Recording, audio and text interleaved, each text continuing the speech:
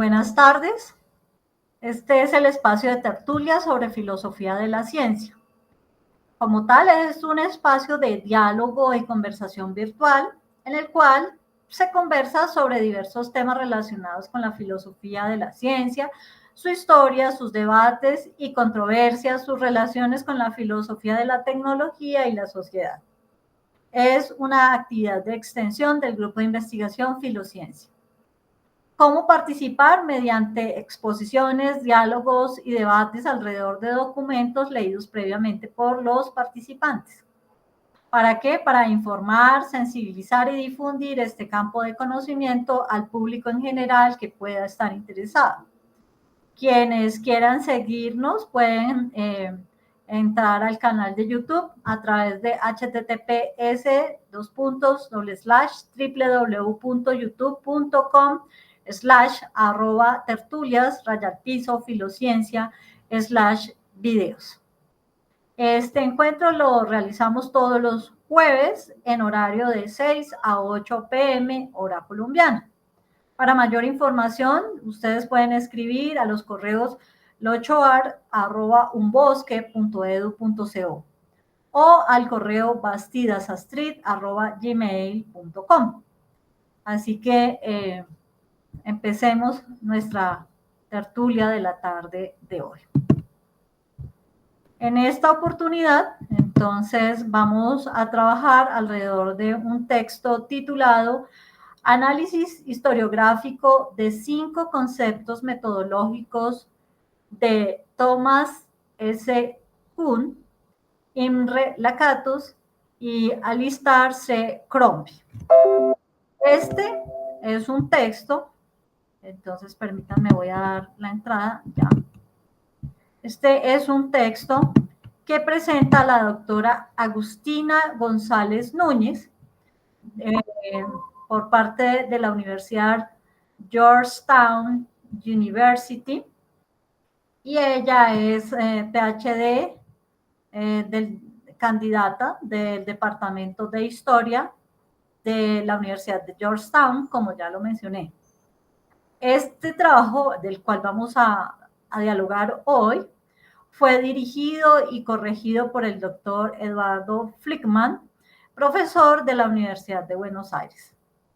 Este artículo está dedicado especialmente para el doctor Flickman, que su muerte prematura llevó a que la autora le impactara de una manera muy fuerte, y lo mismo pues podría decirse para el resto o el grupo de historiadores de ciencia y filósofos de la ciencia que hacían parte de esta labor como tal. Entonces, pues con eso también podemos tener un contexto de dónde está, desde dónde está pensado también el trabajo que se viene a exponer aquí por parte de la autora Agustina González Núñez. En realidad, sobre la doctora Agustina González, pues hay un compromiso por escribirle a la doctora y entrar en contacto con ella, pero por ahora no, digamos, oficialmente no se ha hecho ninguna conexión. Su documento nos lleva a un análisis de 5 conceptos metodológicos de Thomas Kuhn, Imre Lakatos y Alistair Crombie, como ya se mencionó, desde una visión historiográfica. Así que allí se estudian 5 conceptos como son historia de la ciencia, ciencia, objeto de la historia de la ciencia, justificación de historia de la ciencia y explicación en la historia de la ciencia. Entonces, alrededor de esto, primero se hará una comparación de definiciones y de conceptos mencionados por cada uno de los autores. Luego, en un segundo momento, se relacionan definiciones con aquellas corrientes historiográficas que comparten definiciones semejantes o con aquellas que aparezcan o que muestran diferencias interesantes. Allí también se establecen unas distancias que existen entre los conceptos que plantean Thomas Kuhn, Imre Lakatos y Alistair Crombie, y las nociones manejadas por diferentes corrientes historiográficas que en la medida que avancemos vamos a ir identificando cómo están presentadas. En este contexto, pues también hay que tener en cuenta que previamente también habíamos en otra tertulia dialogado algo más acerca sobre historia y el carácter de ciencia en la perspectiva de la historia, pero esta será más específicamente para para el carácter de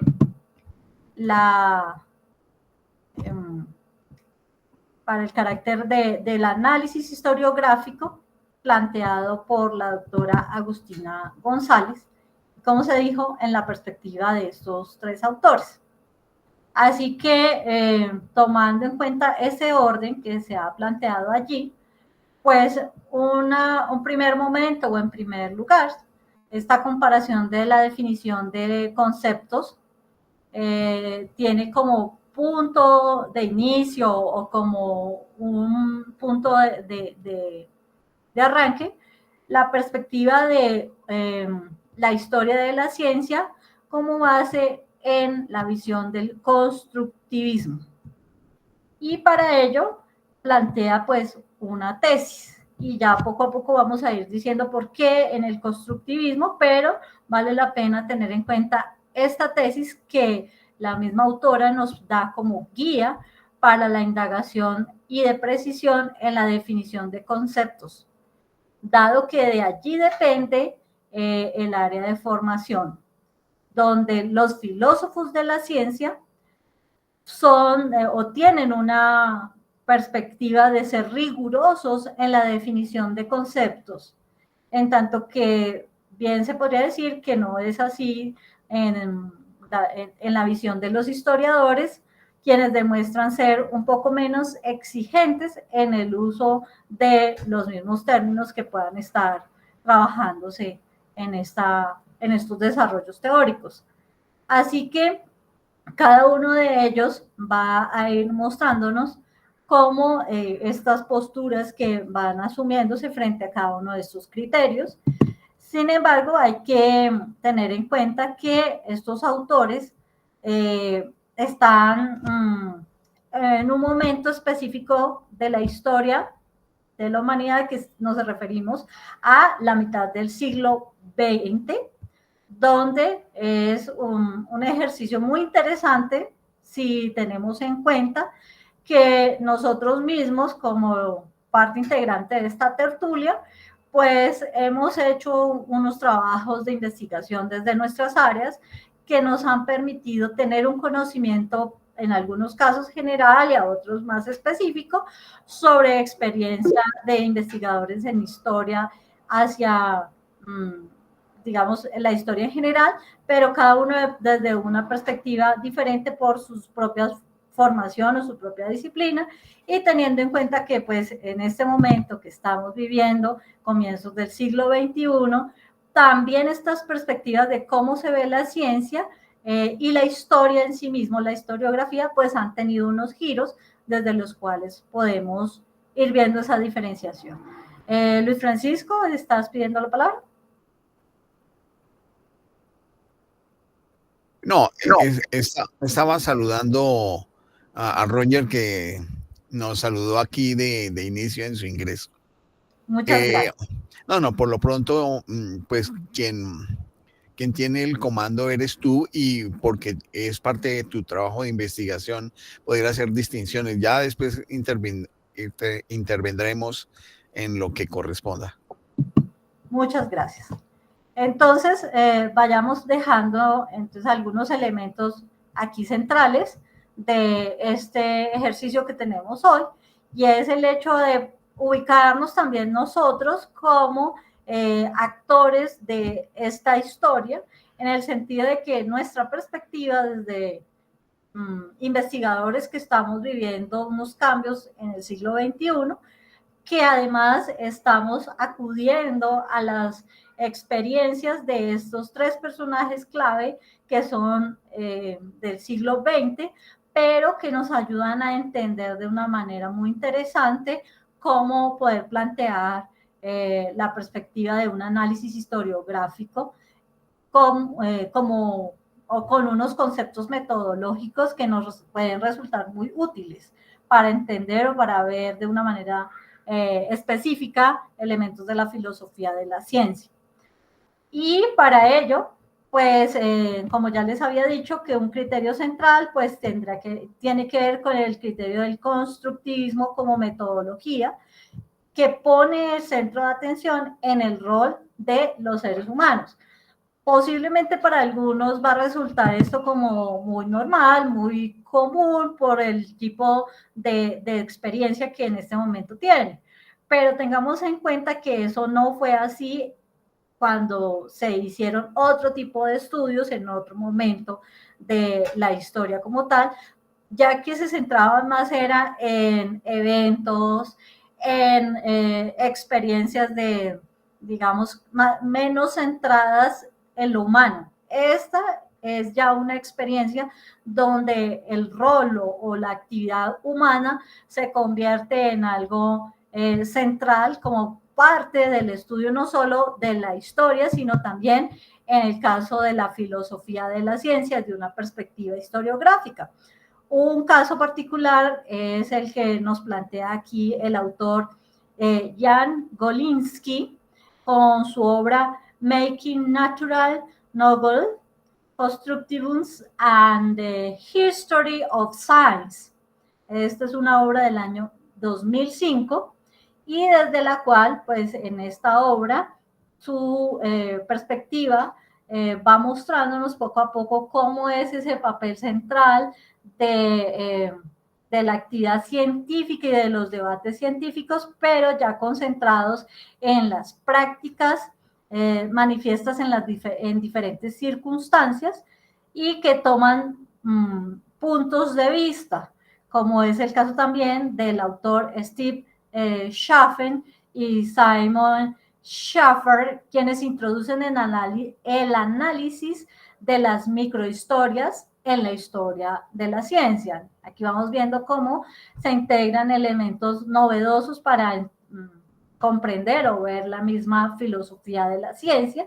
Así que las investigaciones van tomando un tiempo y un lugar en particular, de modo que las microhistorias comienzan a tener un papel preponderante en esta visión de la historia, de una historia que desde luego tiene una visión de gran escala y donde los nuevos temas de investigación son ya de tipo de historias sociales de las instituciones y las comunidades científicas.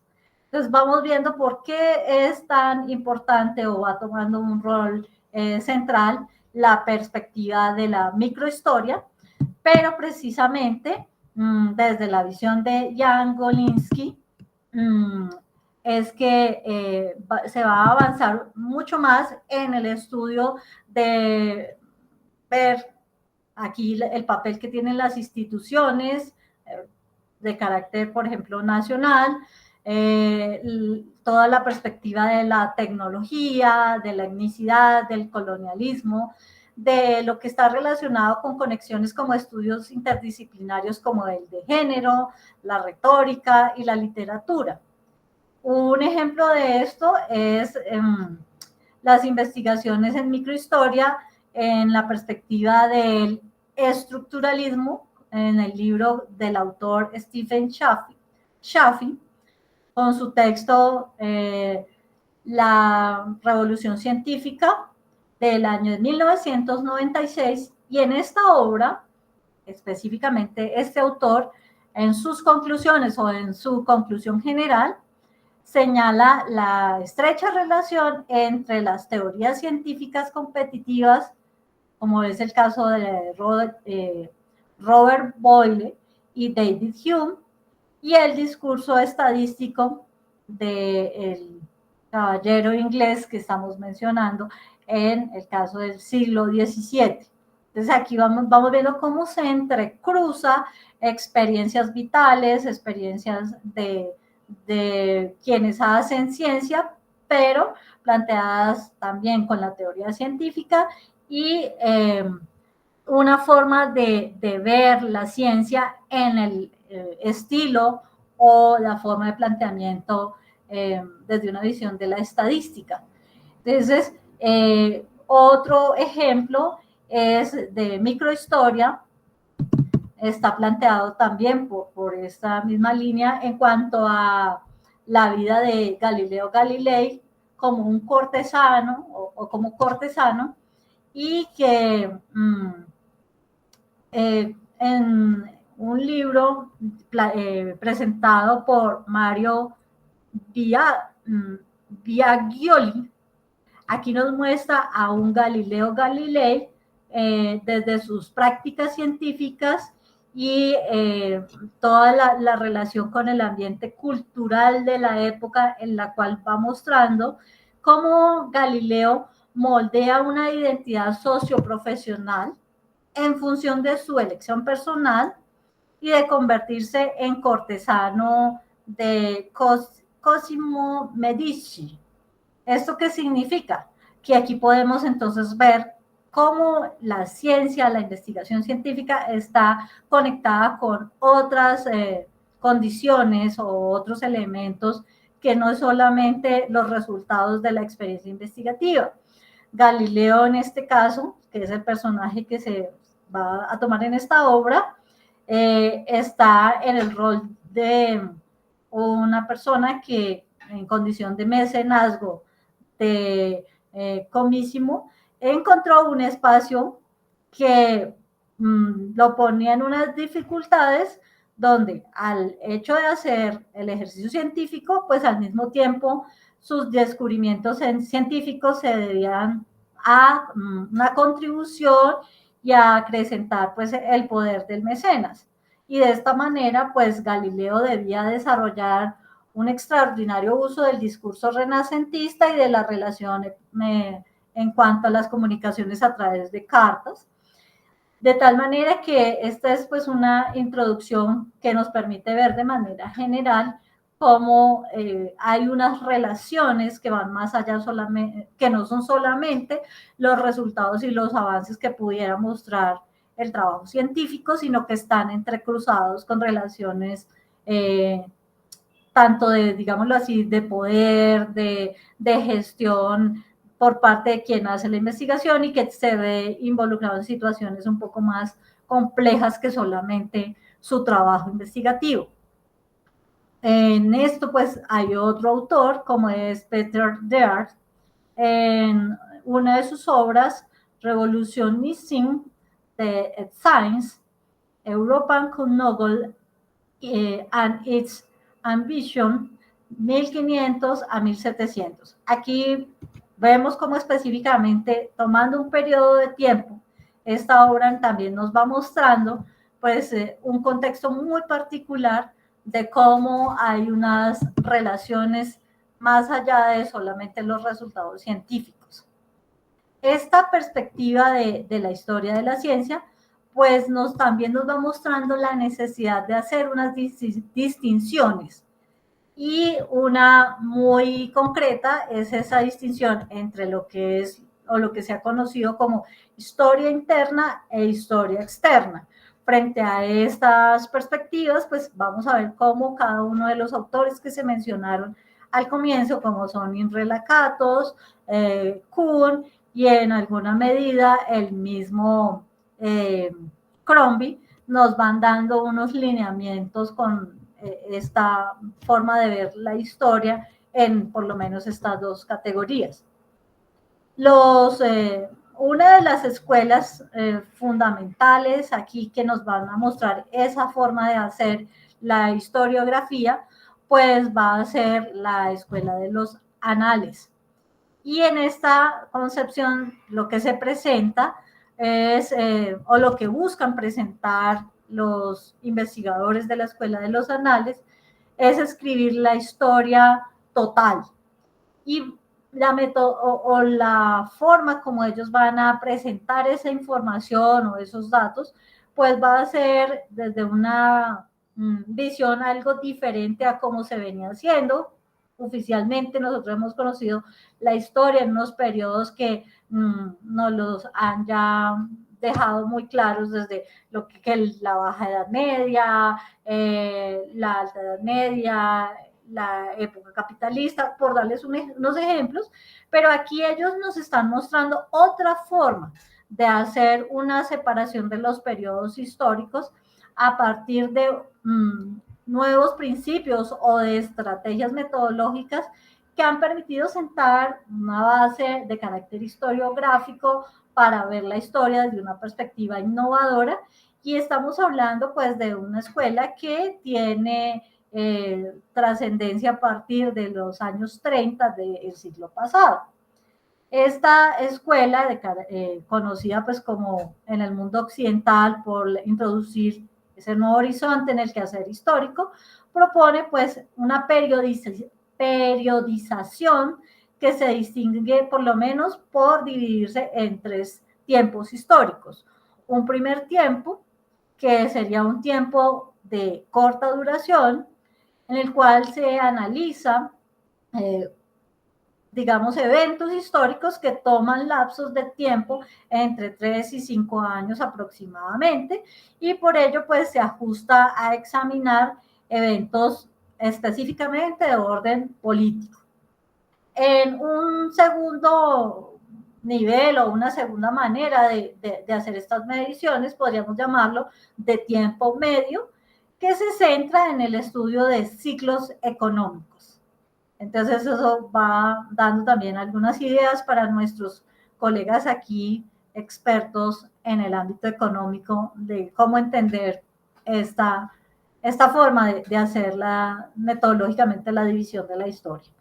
Y un tercero y último es el que ha sido muy connotado, ha sonado mucho en el ámbito académico, y es el de la conocida como el de la larga duración o el de las mentalidades, que analiza las actitudes colectivas hacia la belleza o hacia temas como la desnudez, la niñez, el dolor, el cuerpo, la muerte, la maternidad, entre muchos otros temas que pues también ha dado pie a que en la actualidad se vayan desarrollando otras formas de abordar los temas de la historia, de una forma de hacer historiografía, y en este caso particular para la filosofía de la ciencia. Entonces vamos viendo cómo esto también va a darle una perspectiva muy diferente a cómo abordar los temas de la historia de la ciencia y de hacer investigación para el campo de la historia y la filosofía de la ciencia, constituidos en una forma distinta de carácter historiográfico. Entonces, teniendo en cuenta este marco de referencia o este gran planteamiento que nos hace la Escuela de los Anales para entender que hay otras maneras de hacer una división de los periodos históricos, pues adentrémonos a mirar cómo es que precisamente en el caso de Lakatos, de Cook y en casos particulares de Alistair Crombie, de cómo ellos más nos van dándonos elementos.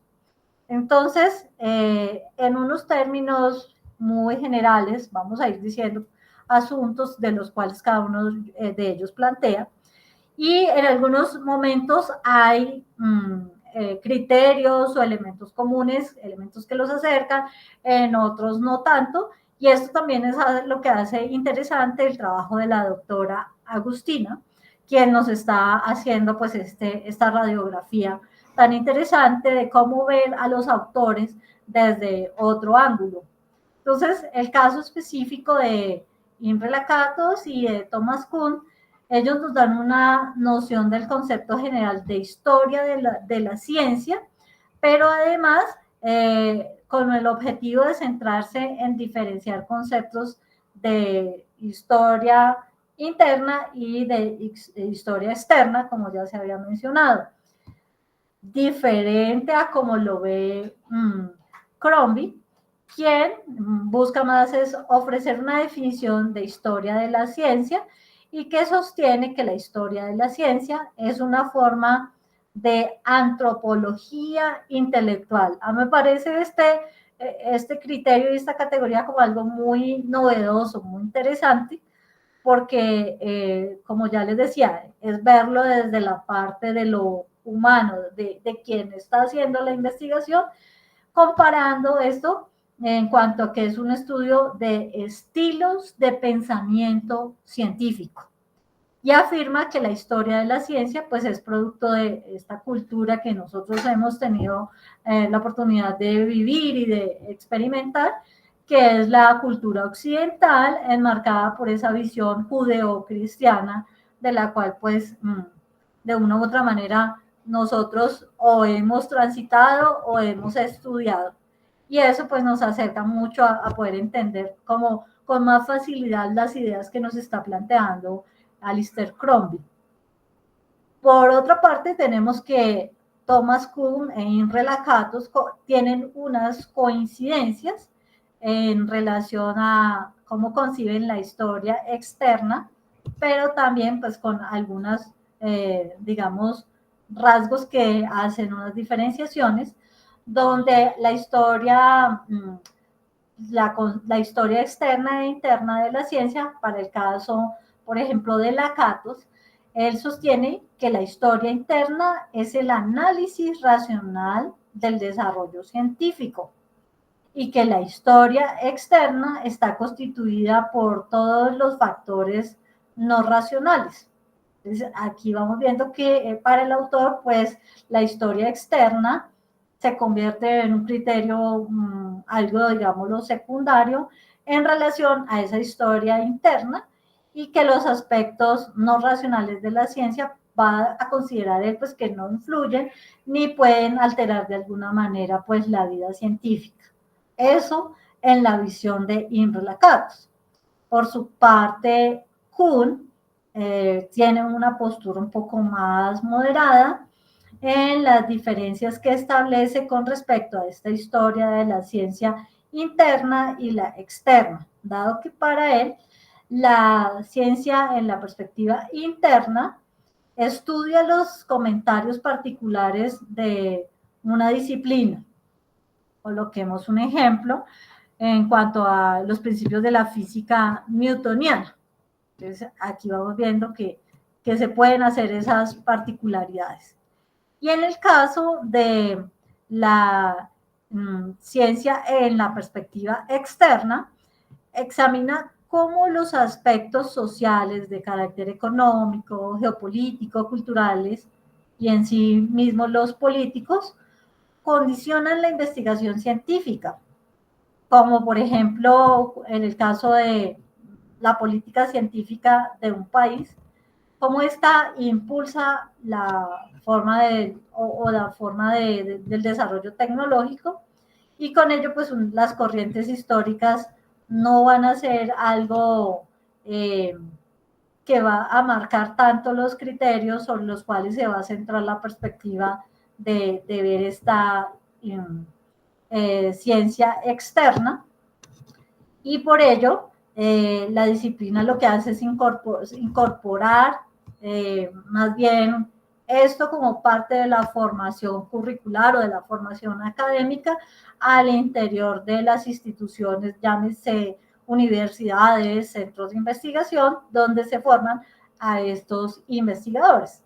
Entonces vamos viendo que aunque son muy delgadas esas separaciones entre la visión que plantea Imre Lakatos y Thomas Kuhn, hacen una diferenciación significativa al momento de cómo abordar esta forma de entender la misma historia de la ciencia.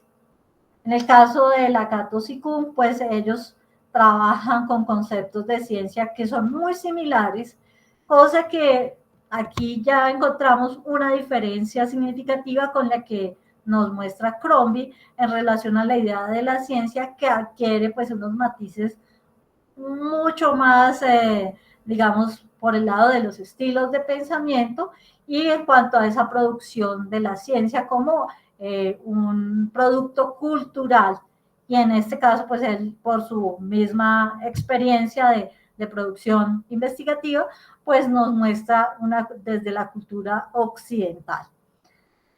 En este caso, pues también vamos viendo que no se trata solamente de hacer esas distinciones de una manera genérica o por hacer una revisión documental, sino que detrás de todo esto también nos va mostrando cómo hay un ejercicio de la vinculación de los aspectos metodológicos en la perspectiva de la historiografía, unas relaciones con la historia de las ideas y del pensamiento científico, pero a la vez de cómo eso también nos ha ayudado hoy a entender de otras maneras la forma de cómo hacemos ciencia, cómo se investiga, y no solamente centrado en los artefactos o en los resultados que en un momento dado da un ejercicio investigativo.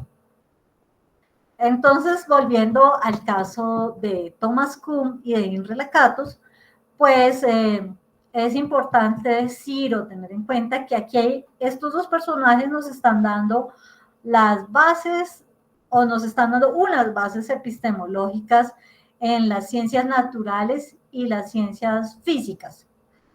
De esa perspectiva, por ejemplo, Kuhn toma como ejemplo las teorías científicas de Ptolomeo, de Copérnico, de Lavoisier, de Darwin, de Lyell, de Aristóteles, Newton, Planck, Einstein, Jung, Fresnel, Gray, Boyle y Boerhaave, Bloch, Cavendish, Coulomb, Volta, Tycho Brahe, Lawrence, entre otros que se van mencionando allí, Dalton, de pronto se me pasan algunos, pero es específicamente cómo entonces aquí vamos acercándonos a esta filosofía de la ciencia en una perspectiva de las ciencias naturales y de las ciencias físicas. En el caso de Lakatos, hay un texto particular que se menciona aquí en el documento y es las reconstrucciones racionales y la historia de la ciencia, en el cual se hace mención a ejemplos como los casos de investigaciones científicas sobre los estudios de Planck, las leyes de Kepler, la genética mendeliana, entre otros casos que se traen a colación. Entonces vamos mostrando, vamos viendo allí cómo esta historia interna o la mezcla entre esa historia interna y externa también se está presentando en medio de estos ejemplos que nos está dando la autora.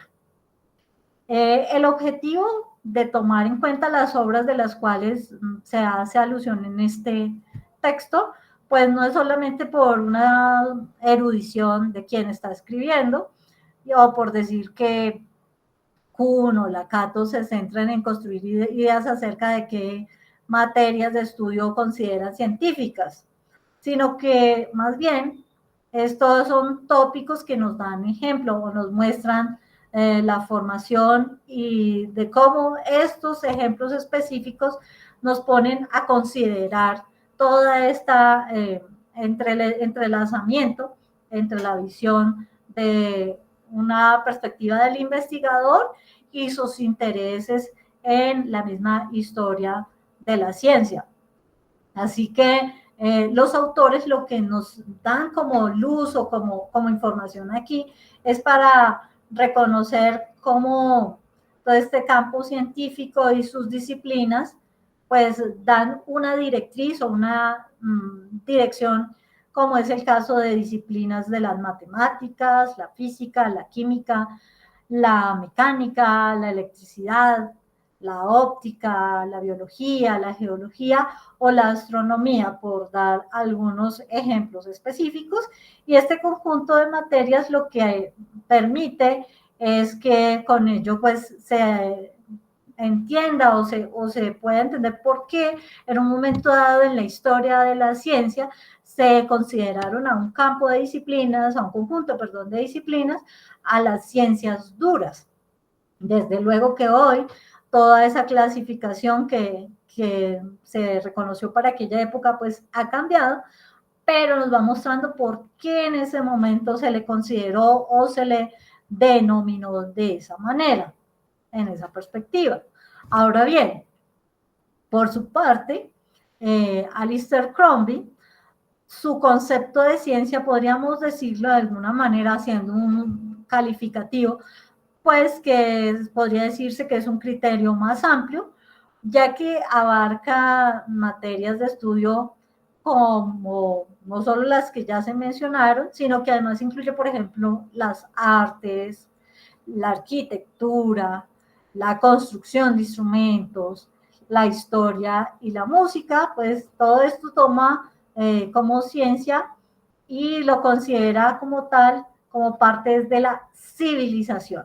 Entonces ya no está solamente hablando de periodos históricos, no solamente está hablando de, de un sector en particular de visión de ciencia, sino es como esto viene producto de todo un ejercicio de la civilización y que incluye algo interesante, como es el caso de la música, a el campo de la ciencia, en razón de que, por ejemplo, los griegos la valoraban dentro de estas 4 ciencias centrales, como son la astronomía, la mecánica, la música y la óptica. Entonces, aquí vemos que sí, por decirlo de alguna manera, es una visión que nos amplifica la forma de cómo ver esta historia de la ciencia.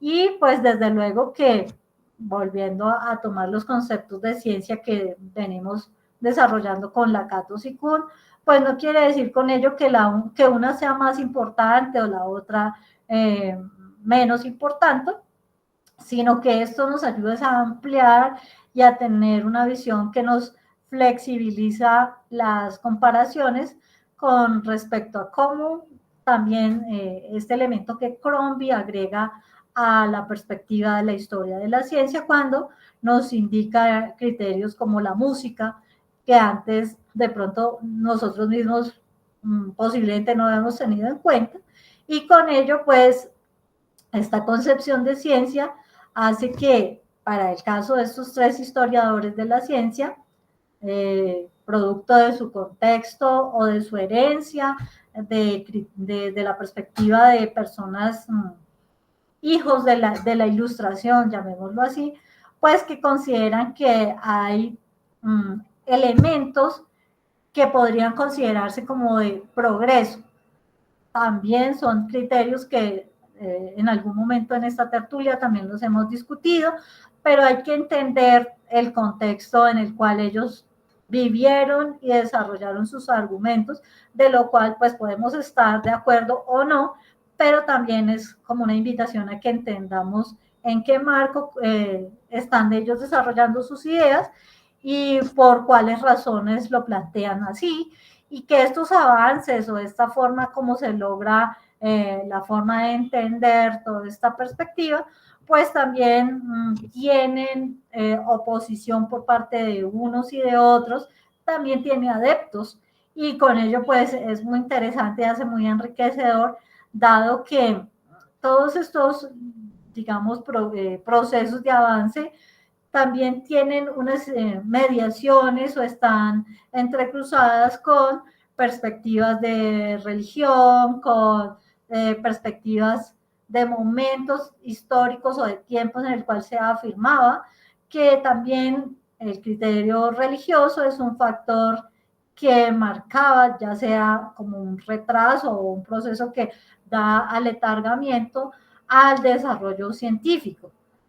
Aquí todo esto lo que nos va permitiendo es abrir otros espacios de discusión que pues en este momento, digamos, no es el objeto del documento, sin embargo vale la pena pues tenerlo en cuenta. Estos 3 autores creen o consideran que el poder de la ciencia como un medio de progreso, como ya les decía, en otras tertulias ustedes podrán encontrar pues una serie de discusiones que como grupo hemos hecho y que de alguna manera hoy quisiera, si ustedes ven pertinente, pues tocarlo así sea de una manera tangencial.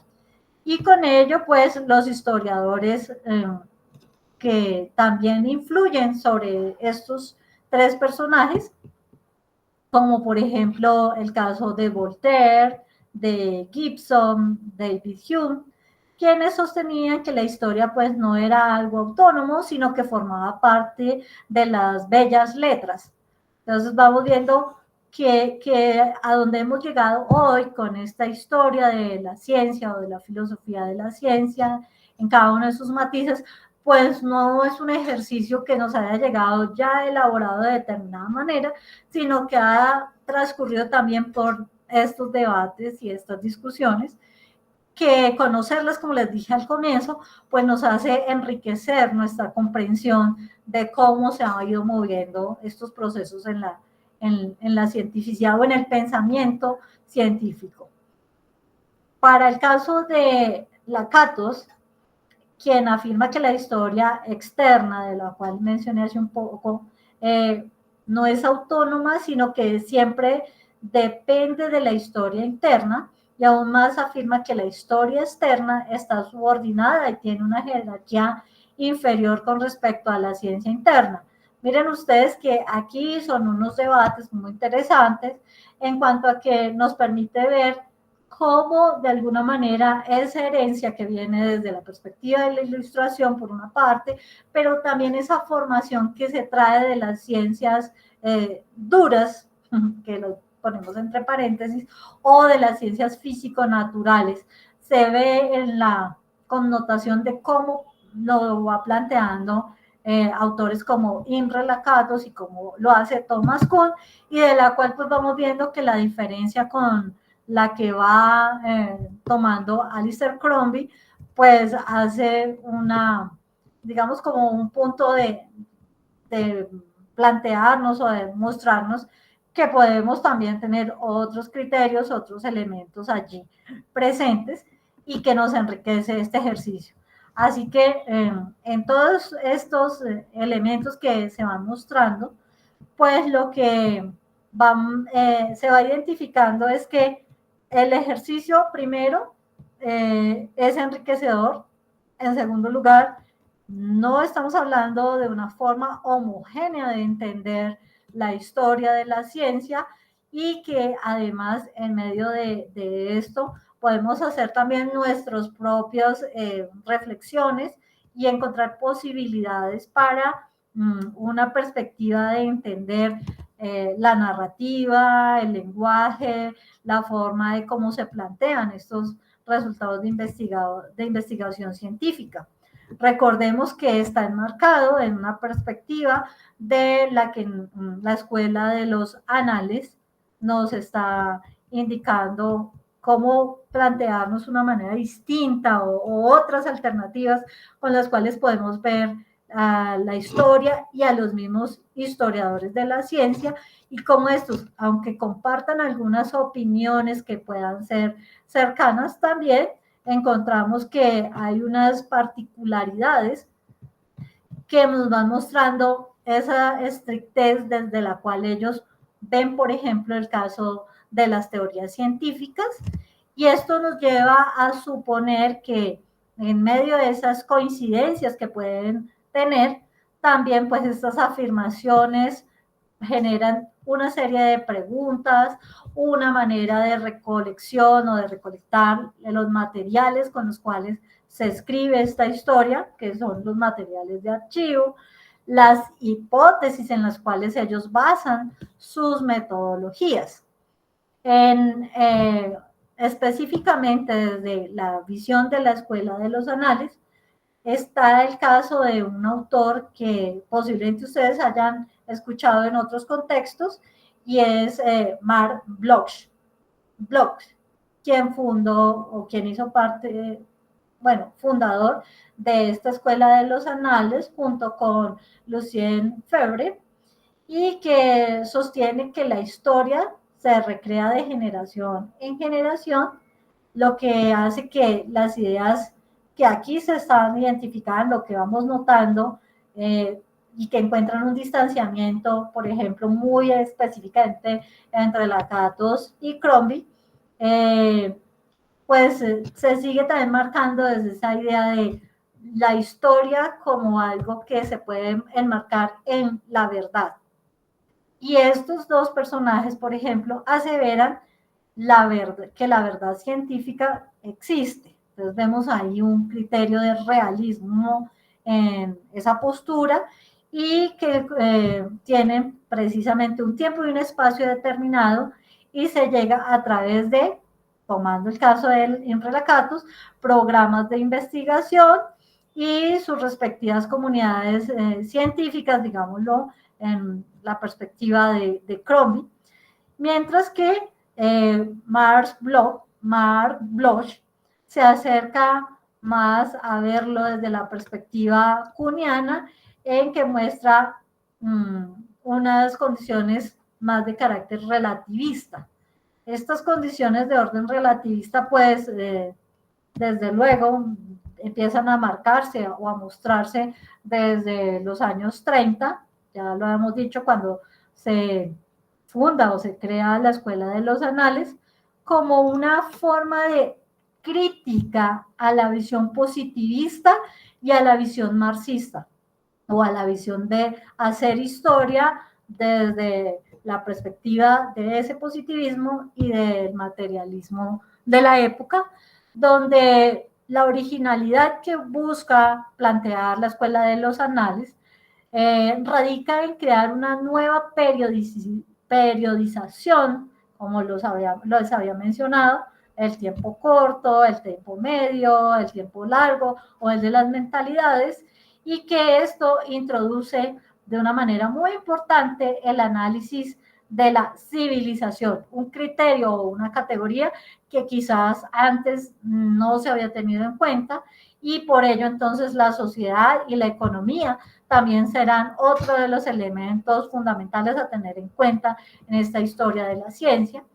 Y esto se hace con el fin de buscar una forma más totalizante o más ampliada sobre lo que en su momento, en la época de Felipe II y todo lo que se desarrolla alrededor de el territorio de la civilización occidental del momento, como es la región del Mediterráneo.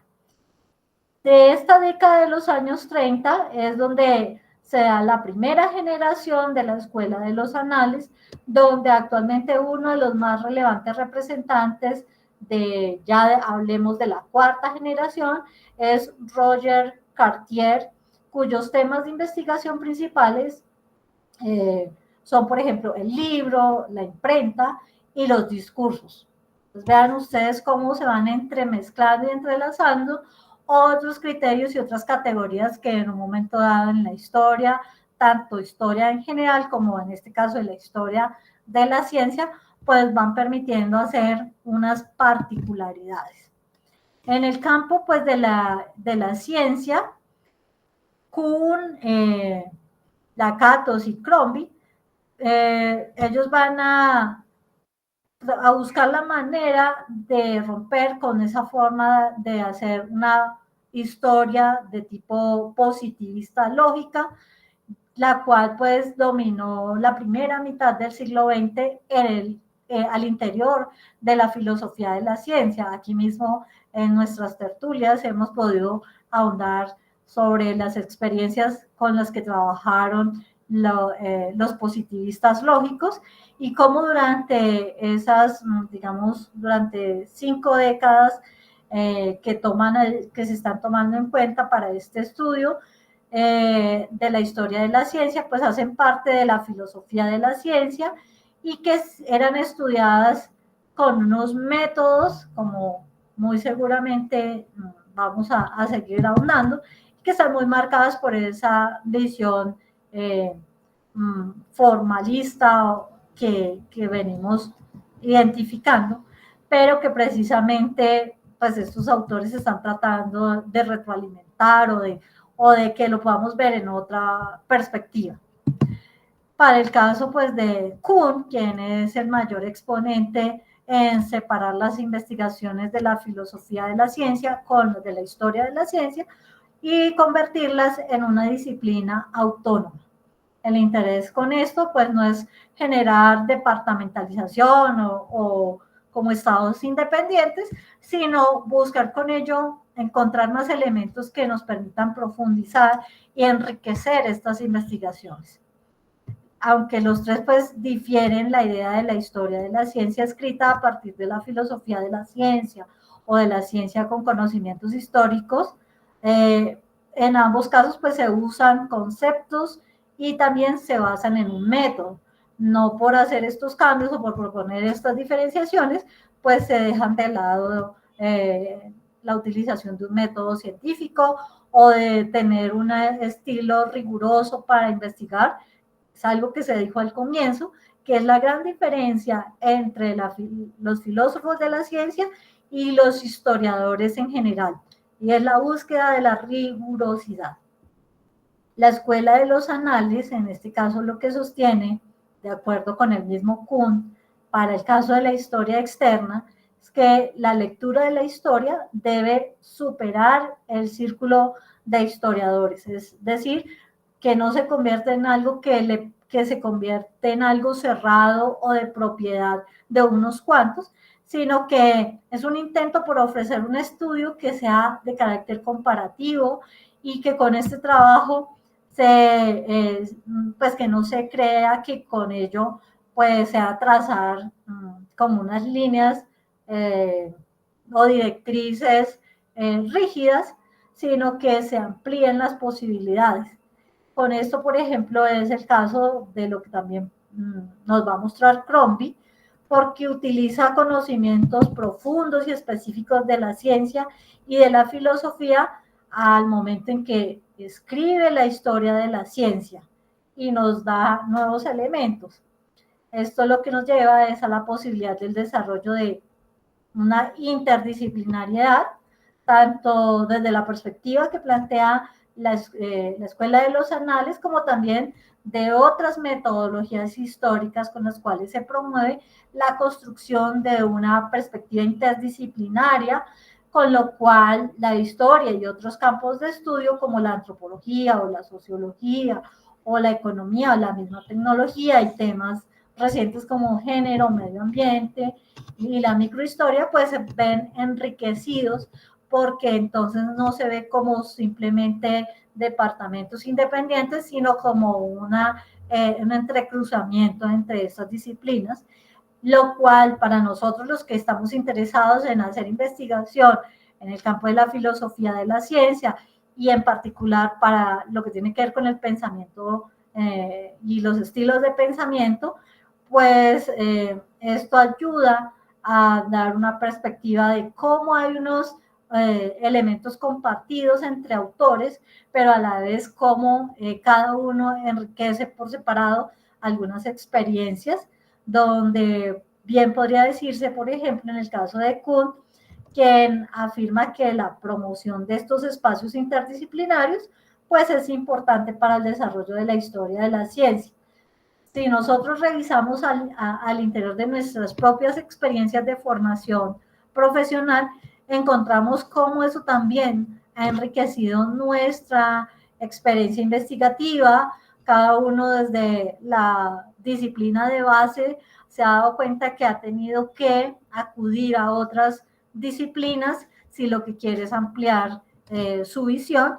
Y esto lo demuestra el hecho que mediante la producción de trabajos interdisciplinarios entre la ciencia, la filosofía y la historia, pues hay cómo hacer conexiones. Por su parte, la Catos, pues lo que hace es tomar una actitud, pues digámoslo así, bueno, más clara, y de eso pues hace unos señalamientos en los cuales él recalca o destaca que la historia de la ciencia es ya de por sí un estudio interdisciplinario, y en ese sentido pues vemos que no es que el uno contradiga al otro, sino como entre sí hay forma de enriquecer esta perspectiva, y estos tres historiadores de la ciencia de una u otra manera lo que hacen es que explícita o implícitamente se dedican a un campo de índole interdisciplinario, del cual pues podemos nosotros también hacer unos aportes interesantes. En un tercer apartado o sección de estos desarrollos, el estudio que aquí se plantea desde la historia de la ciencia, pues depende, como se había dicho, de definiciones dadas en la historia de la ciencia, que a opinión de la autora que nos está planteando estos desarrollos, los tres autores muestran coincidencias con respecto al punto específico del estudio, el objeto de estudio de la historia de la ciencia. Kuhn, por ejemplo, afirma que el objeto de la historia es el paradigma científico y la comunidad científica. Y por un lado, pues sus métodos, sus técnicas, sus ideas científicas, y por el otro, el contexto social. En sus libros de historia, mantiene una atención sobre el análisis de la historia interna y el contexto externo, lo que le permite comprender cuáles son los motivos contextuales, sociales, culturales y económicos para el seguimiento de una ciencia. El texto que nosotros muy comúnmente hemos de pronto leído es el de la estructura de las revoluciones científicas y que se ha conocido pues como un libro cumbre donde se da una revolución en cuanto a la forma de cómo se estudia la historia de la ciencia y cómo esto pues también le dio un reconocimiento en diferentes contextos. A partir de la obra de Kuhn y del mismo Kuhn como tal, la noción de paradigma pues ha sido usada tanto fuera como dentro de la historia de la ciencia. También en otros momentos hemos hablado de cómo el mismo Kuhn hace una transición al criterio de matriz disciplinar, solo que ha quedado más sonando en el contexto la idea de paradigma. Y pues en su texto lo que sucede es que allí presenta un análisis complementario donde demuestra la aplicación de sus paradigmas, vuelve a decir, como por ejemplo la revolución copernicana, en el desarrollo de Westerstone, en este momento no recuerdo la traducción exacta, pero Kuhn aquí lo que hace es aseverar que el paradigma es la estructura que reúne y unifica a la comunidad científica en particular. Entonces aquí vamos viendo cómo se van entrelazando elementos de historia de la ciencia, elementos de historia en general y de la perspectiva de los autores. Sí, Luis Francisco. No se te escucha.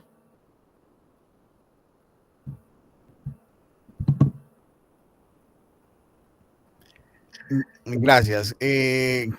A la obra a la cual te estás refiriendo, justamente de ver un ejemplo de estudio específico de los paradigmas, tales como estabas señalando, es justamente la obra llamada La Revolución Copernicana, que plantea la astronomía planetaria en el desarrollo del pensamiento occidental.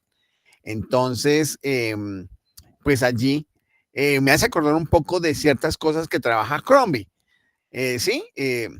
Pero aquí él coge un aspecto específico y quiero señalar cómo hay una característica muy particular en cada uno de estos autores, porque el autor que es más filósofo de la ciencia, que se interesa por lo histórico, es Imre Lakatos, para poder entender todo el asunto de la metodología de los programas de investigación.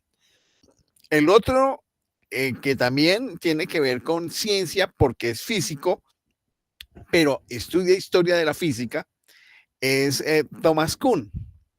Y el menos filósofo de la ciencia y más historiador es Crombie. Sin embargo, también hace algunas apreciaciones de orden filosófico al ver la evolución del pensamiento en términos de la cultura, porque él tiene esa influencia del humanismo. Un humanismo muy plagado de lo que se desarrolló en la ilustración europea en el siglo XVIII y sobre todo en el siglo XIX, segunda mitad. Él quedó como muy impregnado de ello. y hace que esas tres posturas sean tres posturas sobre la historia de la ciencia que son de carácter muy analítico, veo yo, muy asociados con lo que promulgó el Círculo de Viena y después la visión heredada en los Estados Unidos. Pero también se ve el contraste con lo que no lo identifica claramente la profesora Agustina, que sería la escuela de los anales, que estaría como cercana a las visiones constructivistas de la historia, que son menos realistas y más tendientes a un construccionismo histórico-social en términos de las ideas. Y por eso las historias de pequeño término, medio término y largo término, hasta llegar a las llamadas historias de las mentalidades, pero donde se vuelve a encontrar con los estilos de pensamiento de Crombie. Eso quería decir.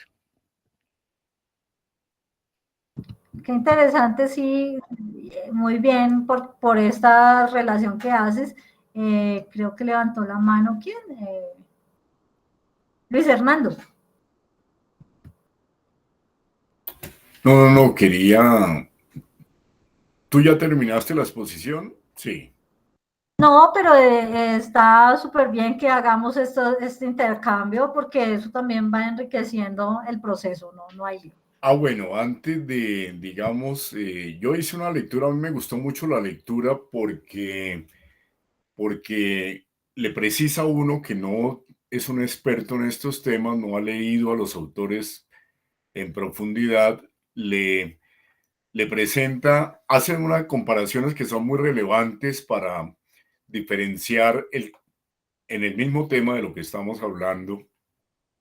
Yo simplemente saqué, fue unas notas con las que me identifico, unas proposiciones pues al respecto de esta lectura.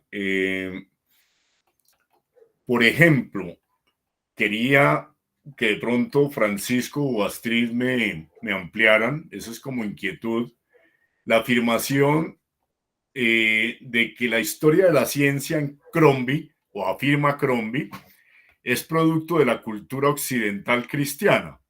Digamos, es un tema que no se desarrolla. Me llamó la atención porque es una proposición muy, pues muy totalizante. La historia de la ciencia es producto de la cultura occidental cristiana. Entonces, al leerlo pensé, porque no conozco la obra de Crombie en ninguna profundidad, si está implicado el término de la religión misma cristiana o es un contexto importante, determinante para la historia de la ciencia. Contexto que sería entonces muy distinto para la historia de la ciencia en religiones distintas, por ejemplo, en el Islam, en otra de las grandes religiones, pues para dar un ejemplo. Entonces cierro ahí la inquietud. Y como comentario general de la lectura, me gustó mucho, me identifico mucho, a pesar de que no lo conozco en profundidad, me identifico mucho con el planteamiento de Crombie, con su concepción. Digamos, me declaro en ese sentido constructivista o me identifico con esa postura constructivista en donde pone como asuntos de la ciencia misma o pone al lado de la ciencia las artes como la música. Me parece que esa, digamos, le hace mucho honor a la definición de que la historia de la ciencia es una forma de antropología intelectual comparada que se fundamenta en el estudio de diferentes estilos de pensamiento científico. Me parece, me identifico mucho, intuitivamente me gustó mucho esa definición de historia de la ciencia porque pone en el centro como los problemas humanos, que es muy propio del constructivismo. De paso, quiero decir que la definición explícita que trae el texto de constructivismo me pareció muy interesante, me aclaró muchas cosas. Pasando a otro comentario, me llamó la atención, es como más de forma, pero me pareció relevante que la autora pone en un pie de página algo tan importante como los métodos que enuncia Crombie. Un pie de página enorme de 5 métodos, los leí, pero ponerlo en un pie de página me hizo pensar que esa es como una crítica de forma. A mí en mi tesis de maestría me criticaron en un borrador hacer un pie de página largo. Me dijeron un pie de página es algo referencial, muy breve, pero cuando ya no es algo breve, actualmente, metodológicamente, como se escribe, eso debe ponerse en el texto o mandar a un anexo si es que no se quiere entrar en materia. Bueno, ese es un comentario de índole formal, pero me llamó la atención porque cuando uno lee, lo del pie de página es supremamente importante. Es muy importante sobre los métodos. Y otro comentario como general es que esa diferenciación para los que no somos expertos en los temas de filosofía de la ciencia, en los abordajes, me llamó la atención al empezar a leer la necesidad de separar historia interna de historia externa, ¿no? Y entonces, bueno, empecé como a escribir cuando empezaron a hacer las comparaciones y las notas que tomo es que a la Catos y Kuhn no les interesa definir la historia de la ciencia. Sí les interesa las diferencias entre historia interna y externa. Entonces uno va comprendiendo al seguir leyendo que la historia interna para Lakatos es el análisis racional del desarrollo científico, es como la materia per se en sí misma, y la externa es lo que uno podía llamar el contexto. A mí me quedó el sabor de que historia externa es el contexto. Yo llamaría a la historia externa contexto. Para Lakatos son todos los factores no racionales. Kuhn lo comparte, pero es más moderado y parece que hay unas diferencias de amplitud. Y también me surgió la pregunta para ustedes de por qué esa amplitud. Yo aquí escribo el interrogante. ¿Por qué es más amplio el enunciado de Kuhn que el de Lakatos? ¿Será que Kuhn es más enfático o le interesa más el contexto? Y vuelvo e insisto que el contexto es importante, empieza uno a captar importante esa noción de historia externa porque puede ser determinante. Y sin ninguna duda, Kuhn y Lakatos son muy distintos. Ahí sí hay una ruptura con la visión de Crombie. O mejor, Crombie sí establece diferencia porque para Crombie su visión es más totalizante al punto de poner a las artes al lado de las ciencias. Esos serían como los comentarios que más me llamaron la atención. Y bueno, al final de la lectura queda la expectativa. Se me perdió, perdón, se me perdió una nota que aquí también la tengo subrayada, que es que la autora reconoce, lo escribe, creo, lo escribe ella, la gran ausente es la dialéctica, fundada en la filosofía hegeliana. Me llamó la atención porque ella afirma, y yo comparto ese juicio, de que examinar las clases sociales es un factor explicativo importante de la historia. Si algo le debemos reconocer al marxismo, independientemente de que no seamos marxistas ni adoptemos la postura marxista, sobre todo en sus expresiones políticas, es que la lucha de clases, a nuestro pesar, aunque no nos guste, ese es un tema que se volvió muy político, es un elemento determinante del comportamiento de la historia.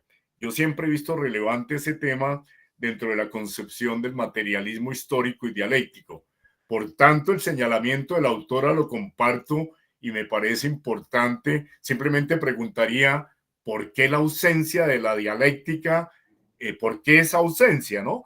Ella, al hacer este estado del arte en estos aspectos metodológicos, hace ese reconocimiento, pero no nos cuenta, y nosotros no hemos leído más que ella, no nos cuenta de las posibles razones de esa ausencia en el desarrollo de esos aspectos.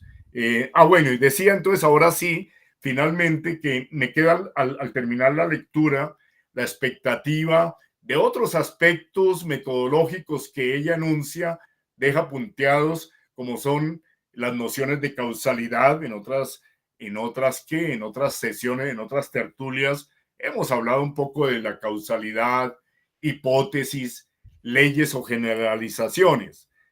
Dejo ahí mis comentarios. Sí, Astrid, permíteme, te ayudo ahí porque puso el balón cerca al ángulo superior izquierdo del arco en la intervención de Luis Hernando, muy lúcida y muy aguda. Bueno, vamos a intentar abordar los distintos campos. Indudablemente, el origen filosófico-científico de Crombie, de Lakatos y de Thomas Kuhn es un origen desde la perspectiva de la filosofía analítica anglosajona y estadounidense, lo cual conlleva a que haya una visión de separación rigurosa de temas, con una diferencia para el caso de Crombie.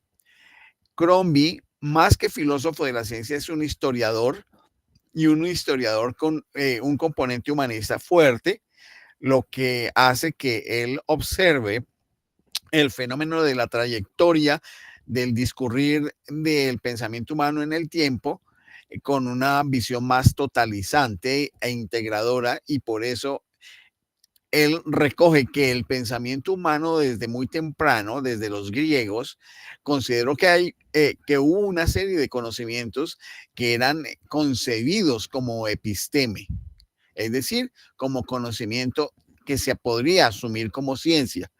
Dentro de ellos estaba justamente, por ejemplo, las artes, la música, estaba la arquitectura y, por supuesto, entonces esto involucraba los demás saberes conjuntos como episteme.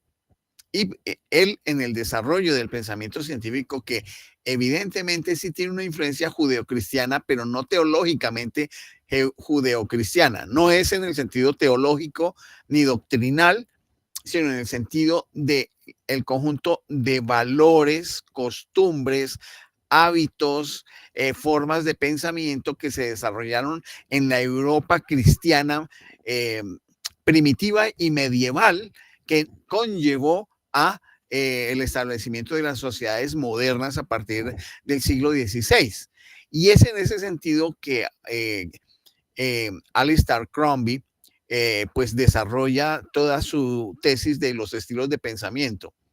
Ahora bien, la crítica de la forma que plantea Luis Hernando en relación con la presentación de una síntesis de los estilos de pensamiento, que es muy lúcida, que hace la profesora Agustina, se debe a que ella tiene otro trabajo distinto de que está dedicado a los estilos de pensamiento de la obra principal de Alistair Crombie, de su obra de los 3 volúmenes, de los 3 tomos, que a propósito, en ese momento los tenemos, esos 3 tomos, y estamos en estudio con Astrid, porque su trabajo de grado tiene un fundamento en Crombie y después lo desarrolla con Hacking.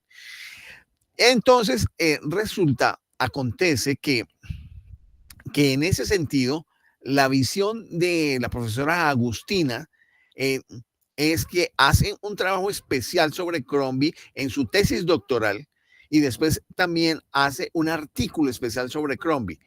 Lo que acontece en este otro caso es que es un trabajo colateral en el cual hace una comparación de 3 personajes de la filosofía y de la historia de la ciencia y los compara con la escuela de los anales. Claro, no abordó más. En el caso de estos 3 autores, Kuhn, Lakatos y Crombie, muestra las líneas de trabajo donde hay esa distinción entre historia interna y historia externa.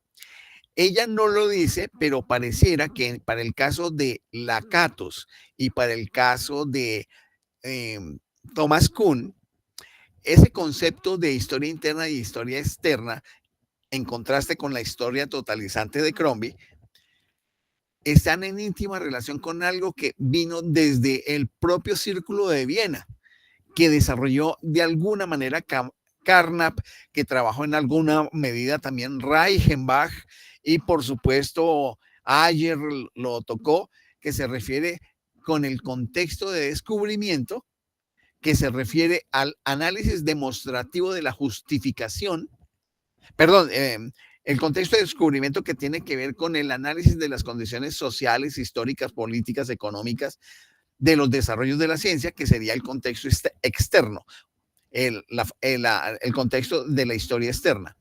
Y el contexto de justificación, que se refiere a las formas probatorias, demostrativas, de rigor, articulación lógica y metodológica, que tendría que ver con el desarrollo interno, o sea, el contexto interno del desarrollo de la ciencia. Con eso se vincula esa visión de la historia. Y es importante pues tenerlo en cuenta, aunque la autora no señala ese origen que estoy aquí indicando, que es muy claro para el caso del desarrollo del positivismo lógico y la visión heredada de la filosofía de la ciencia desde el positivismo lógico, que es contexto de descubrimiento, historia externa, y el contexto de justificación, historia interna. Y entonces, en esa medida, podemos explicar por qué la profesora hizo este trabajo como una especie de descripción alternativa, de comparación entre esos tres autores. Lo otro es que posiblemente podríamos aquí nosotros, de cuenta nuestra, decir que dentro de la perspectiva histórica desarrollada por el marxismo podemos distinguir a un autor que fue un polaco bastante reconocido, serio, que fue Adam Schaff. La visión histórica de Adam Schaff se basa en los principios del materialismo dialéctico y el materialismo histórico, con un enfoque particular en la dialéctica y, por supuesto, el materialismo histórico. Algunos puntos de su perspectiva sería la historia como un proceso material. Y aquí, pues, hay una diferenciación, por supuesto, de todo lo que se ha presentado hasta el momento, porque la profesora Agustina no lo tocó. Schaff enfatiza que la historia no es una colección aleatoria de eventos, ni una sucesión de eventos que pudiera tener algún nivel de causalidad, como de pronto se pudiera suceder en la interpretación de Crombie. No, en el caso de Kuhn no sería, porque allí habría paradigmas que saltan de un momento histórico a otro, pero de Crombie sí, posiblemente habría que ver con más detalles si Lakatos lo pudiera concebir. El proceso de la historia en Schaff es un proceso determinado por factores materiales, y la lucha de clases y las contradicciones económicas son los motores principales del cambio histórico, como lo sabemos quienes hemos estudiado pues las fuentes del marxismo. Segundo elemento en la concepción histórica de Adam Schaff es el papel de la praxis, que es un concepto marxista, diríamos marxiano, de Marx. Para Schaff, la praxis es la interacción entre la teoría y la práctica, y esto es parte de lo que Engels trabajó en los fundamentos de la dialéctica, también junto con Marx. Es fundamental tener esa comprensión de la interacción entre la teoría y la práctica para comprender la historia. Los individuos y las clases sociales no son meros productos de las circunstancias, sino que actúan sobre su entorno y lo transforman a través de su trabajo y sus luchas por las contradicciones que tienen unos con otros como actores del proceso histórico. Un tercer elemento dentro de esta concepción dialéctica de la historia que presentaría Adam Schaff es la objetividad y la verdad en la historia.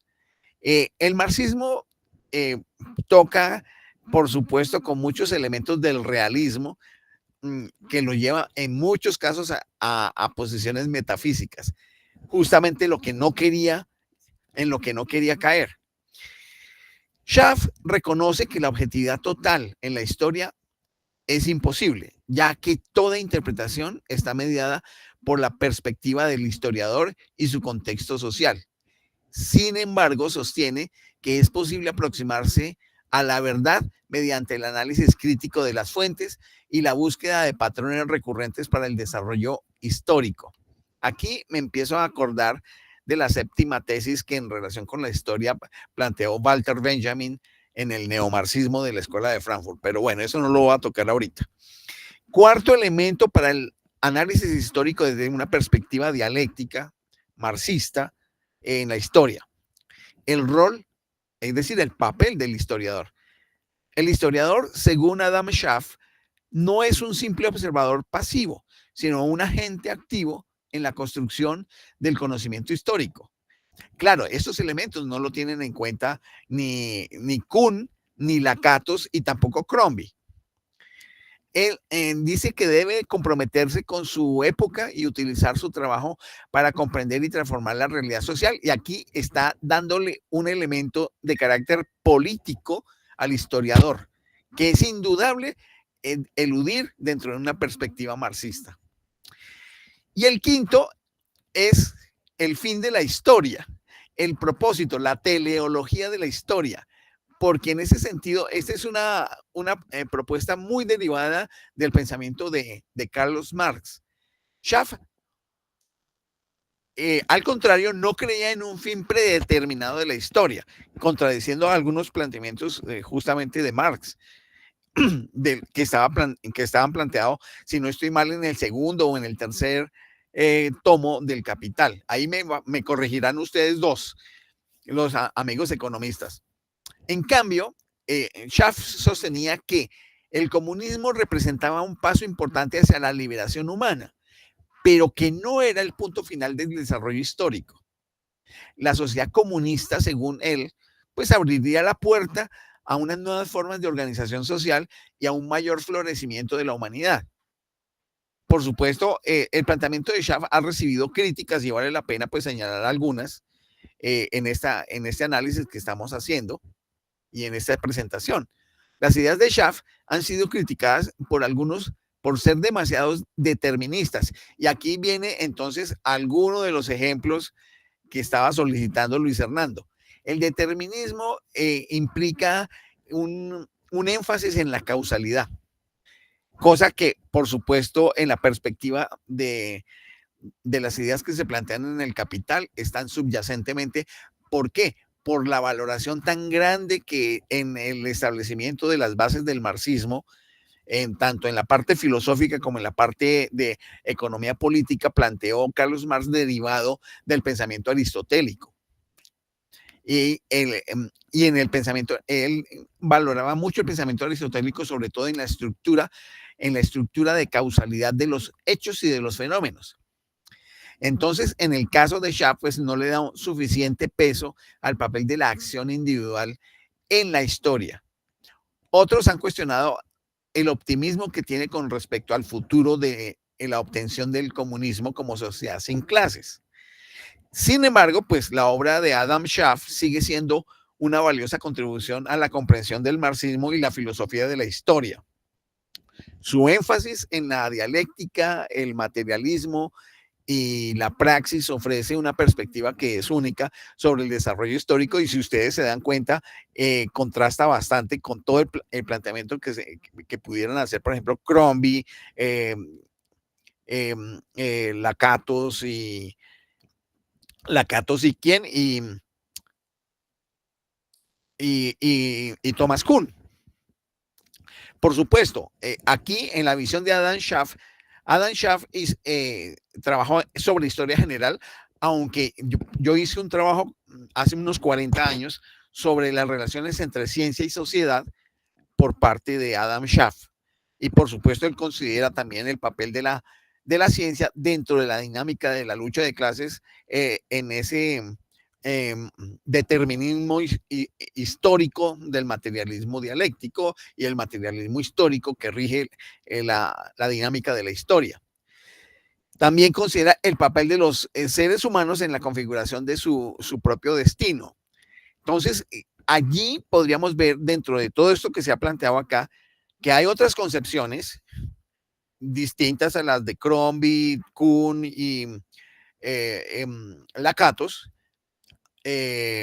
la escuela de los anales, que yo veo cercana al constructivismo, teniendo en cuenta que enfatizan sobre todo en las historias de largo término como historias de las mentalidades, y tendremos esta visión de la visión dialéctico marxista, que es una perspectiva pues diferente de cómo concebir la historia.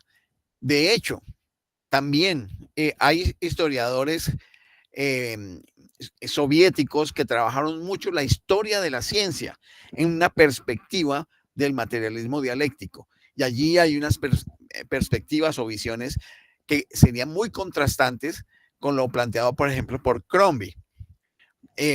Por ejemplo, Crombie habla de la cultura, pero en una visión materialista dialéctica de la historia de la ciencia, como se podría abordar en una perspectiva marxista, se tendría que ver cómo era la condición del modo de producción en los distintos periodos de la historia y cómo eran las relaciones sociales de producción en esos momentos de la historia para poder generar cierto tipo de conocimientos que hicieran satisfacción a quienes generaban el poder y el dominio económico político y de la producción en esos momentos históricos. Allí entonces habrían unas variaciones totalmente diferentes donde técnicas, métodos, instrumentos y conocimientos que se produjeran estarían relacionados con la dinámica de la producción de los pueblos y la organización de la estructura jurídico-política que se tuvieran esas sociedades. Hablo de, por ejemplo, de la zona del momento del esclavismo en Europa, en la cultura griega. Estoy hablando acerca de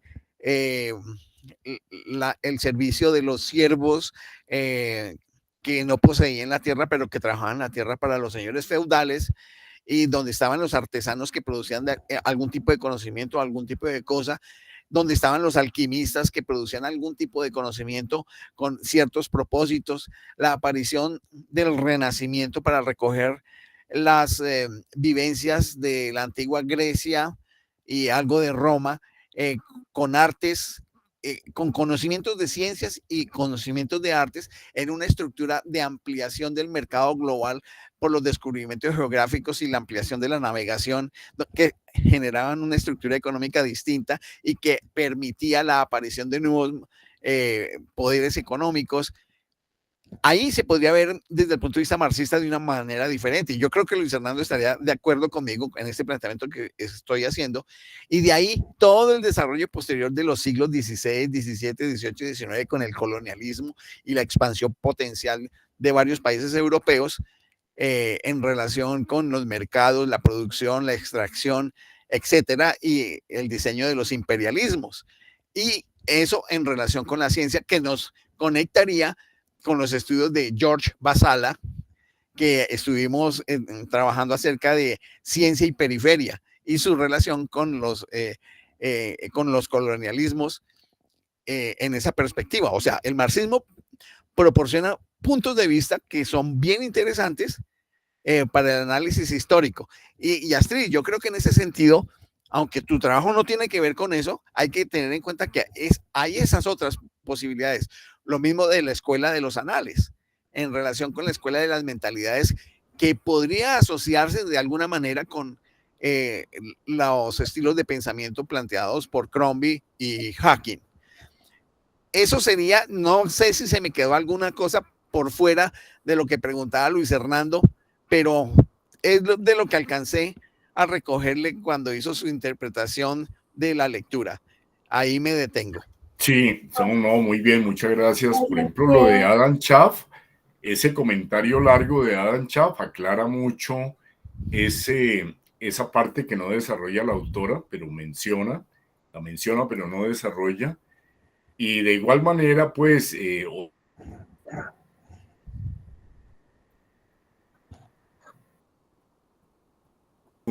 un poco, que es interesante, es un tema muy, muy de fondo, es la visión teleológica, ¿no? La visión teleológica de la historia en el marxismo, que es como un dios, ¿no? Asociado a la tal ley objetiva de que a punta de contradicciones el mismo sistema como si se cayera solo. Otros teóricos han dicho no, por el contrario, las condiciones subjetivas, es decir, la organización. Sí, claro. Intervienen y también generan unos efectos dentro del proceso histórico. Claro, totalmente de acuerdo, Luis Hernando. Pues es que uniendo a lo que está diciendo Luis Francisco y recordando algunas cosas que de pronto Camilo también las tenga presentes, cuando estudiábamos el tema de la sociología de la ciencia, y es que en esa visión de la historia, el recruzamiento entre sociología, historia y la ciencia, no hay una única escuela para ver los estudios. Y uno de los campos que por ejemplo, es muy fuerte en esta historia de la ciencia es el estudio de Francisco, el nombre exacto, de la sociología fuerte. Ya, el programa fuerte de la sociología del conocimiento científico. Gracias. Ese programa fuerte, si hacemos esa conexión con esto que nos está mostrando la Escuela de los Anales, y tengamos en cuenta que en la Escuela de los Anales es otra perspectiva de hacer ciencia y que se conecta con esta sociología de la... el programa fuerte. Del programa fuerte. ¿Por qué? Porque aquí el interés está, como les decía en un comienzo, centrado en lo humano, y luego llevado a los artefactos, y luego a la historia de los artefactos y su relación en una relación de red, que luego aparece la teoría del acto red, y luego, o sea, esta es otra forma de hacer historia, y para la historia de la ciencia, que el mismo artículo nos sugiere, de acuerdo a la historia de los anales, tiene una forma distinta. ¿En qué sentido? En que es una oposición o una manera de hacer como resistencia a la historia neomarxista. El mismo texto lo va mostrando, y cuando uno llega a la historia de los anales, se da cuenta que la intención de ellos es recuperar la perspectiva de una historia que se centre, por ejemplo, o ponga la atención en otros puntos, como son, por ejemplo, la sociedad, los criterios de la subjetividad, de cómo ver esa historiografía contemporánea en relación a las fuentes históricas, a las materialidades, a las imágenes artísticas de los objetos. Entonces, es una manera de hacer una escuela con un método de investigación que lo que hace es tomar otra vía más sociológica, al estilo marxista. Sería una visión más economicista, más de la causalidad y todos estos elementos que Francisco y que en un momento dado Luis Hernando y cada uno de ustedes han explicado. Pero en esta perspectiva lo que se recupera, y eso es lo que encuentra la cohesión para escribir el artículo de la doctora en cuanto a por qué tomar a Kuhn, a Crombie y a Lakatos, porque salen de esa formalidad que traía la visión materialista histórica. Y los objetos de investigación pues van a estar centrados en la forma de cómo se percibe, o es la parte sensible de un conocimiento científico.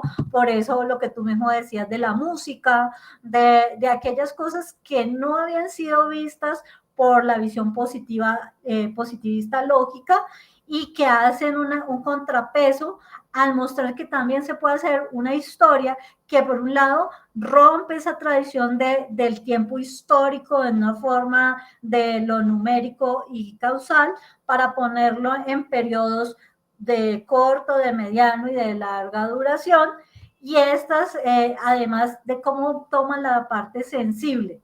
Eso es lo que pasa con la historia de la nueva narrativa, o la historia que caracteriza a la historia de las mentalidades, porque sus fuentes de información también son otras. su forma de disponer el orden histórico, la manera de cómo ilustrar el comportamiento humano y el tiempo histórico. En historia hay dos elementos centrales, el del espacio y del tiempo, y el tiempo histórico se mueve en otras condiciones.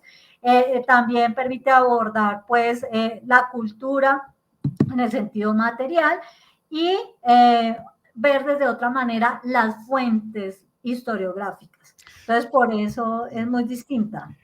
Astrid, yo te voy a soltar una cosa nueva que se me acaba de ocurrir. Es respetando todo el trabajo que hizo Alistair Crombie sobre historia de los estilos de pensamiento científico a lo largo de la historia en los últimos 2500 años, la recogida que hace Hawking sobre estilos de pensamiento en el desarrollo de la ciencia actual, con el nominalismo dinámico y la ontología histórica que propone Foucault y que recoge Hawking, plantear ya como proposición tuya, mira, escucha muy bien, un programa fuerte de historia y sociología del conocimiento científico, donde los estilos de pensamiento en una perspectiva de nominalismo dinámico de las prácticas científicas que permiten la existencia de objetos que son intervenibles con investigación. Hay una participación de unos objetos que son agentes no humanos en la construcción de conocimiento científico. Esa es una recuperación que se haría desde la perspectiva del programa fuerte de sociología del conocimiento de la Universidad de Birmingham y todo lo planteado por nuestro amigo Bruno Latour y sus demás colegas muy cercanos.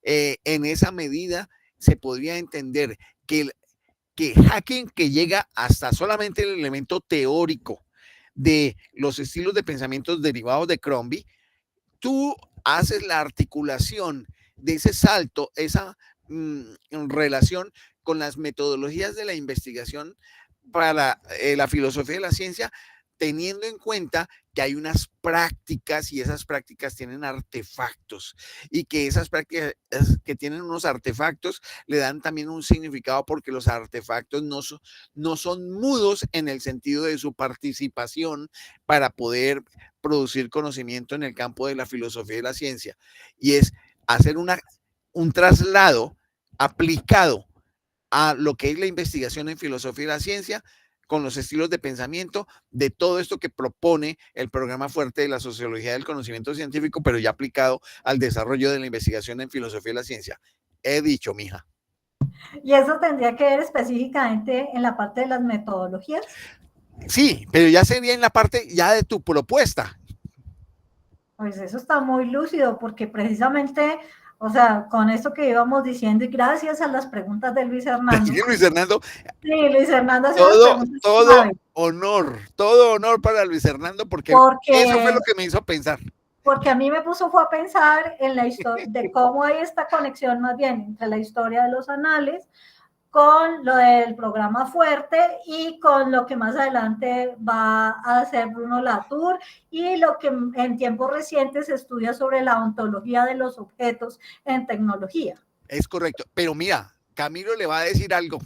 Sí, Camilo le va a decir algo, porque cuando yo estaba soltando lo que estaba soltando, Camilo se entusiasmó. Sí. No, yo no iba a decir nada, solamente puse ahí el icono del aplauso.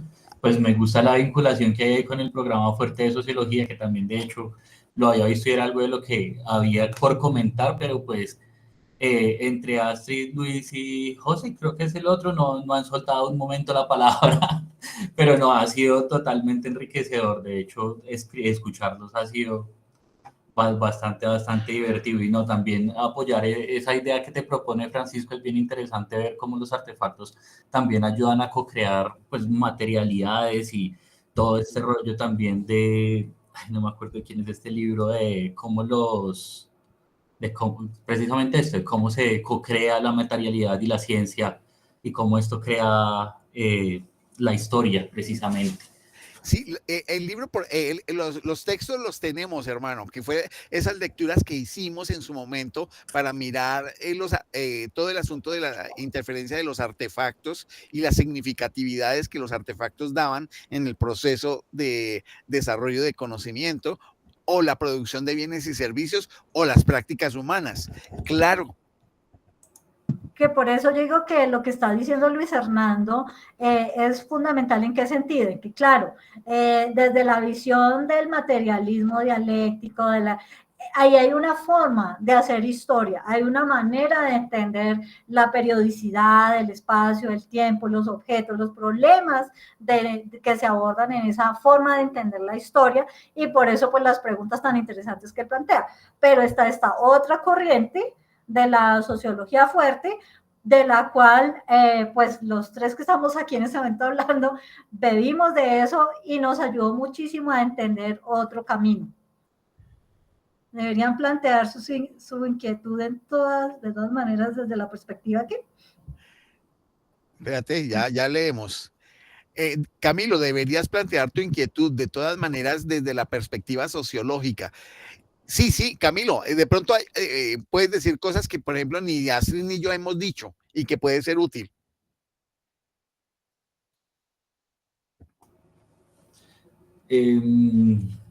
No, pues que se me ocurra así que quiera complementar de momento, la verdad, no, pena con ustedes, no bueno, listo. Mucho. Listo. Igual ahí estamos atentos. La ciencia como construcción social y material. Sí, Estela. Excelente, Estela. Es que es por ahí. ¿Y cómo vincular eso con los procesos y procedimientos de investigación? Que para este caso sí solamente se centran en filosofía de la ciencia. Exacto.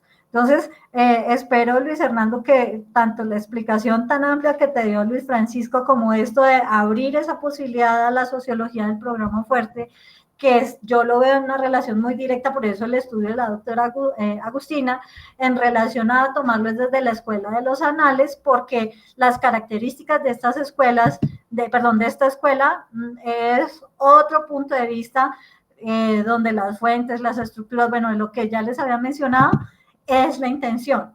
Y esto hace que las materialidades, esto cambie nuestra perspectiva, y por eso la microhistoria. Recuerden que eso lo estuvimos diciendo ahora. Astrid, por eso la microhistoria. Yo lo que veo es lo siguiente: el hecho de que tú tengas un dominio sobre cada una de estas posibilidades de hacer historia de la ciencia, y en el caso tuyo específico, hacer historia de la filosofía de la ciencia también, el hecho de que tengas dominio sobre las distintas tendencias o escuelas para hacer historia, será fundamental para poder defender por qué coges el camino que coges. Sí, y muy agradecida porque esas preguntas de Luis Hernando son muy chéveres. Siempre con nuestro afecto, nuestro cariño y gratitud a Luis Hernando, y por supuesto a José Gersaín, que también cuando ha intervenido nos ha puesto a pensar. Y digo nos ha puesto porque es que, aunque yo no estoy exactamente en el mismo trabajo de Astrid, yo estoy haciendo un trabajo colateral ya de mi parte con respecto a todos estos temas. Exacto. Entonces, de ahí porque también encaja muy bien cuando la autora dice y describe en las conclusiones que que desde luego no se toma en cuenta ni ese materialismo histórico, pero que precisamente el trabajo está centrado de estos tres autores en que, miren, es que coincide tal cual. Mira, ahí está el documento, lo encontró Camilo. Cómo los usuarios importan la co-construcción de usuarios y la tecnología. Porque es que la tecnología construye usuarios, y esos usuarios, unos son humanos, pero hay otros que no son humanos. Incluso hoy por hoy hay usuarios que son robóticos. Muy valioso entonces todo esto, porque vemos esas conexiones. No sé si José Gersaín o Armando. Gracias, Estela, por eso que escribes ahí, que ha sido muy importante. Sintetiza. Entonces, como para ir dándole un poco de cierre a esta tertulia, y si nos damos cuenta, creo que llegamos apenas a la mitad del texto, pero muy enriquecedor. No importa, porque la idea es poder, pues, poner en escena este tipo de temática. Sí. Que no sé, se José Gesaín y Armando, para que podamos todos tener nuestra participación. Pues yo solamente agradecerles, y después de semejantes cosas tan profundas e interesantes, mal haría yo en meter la pata ahí.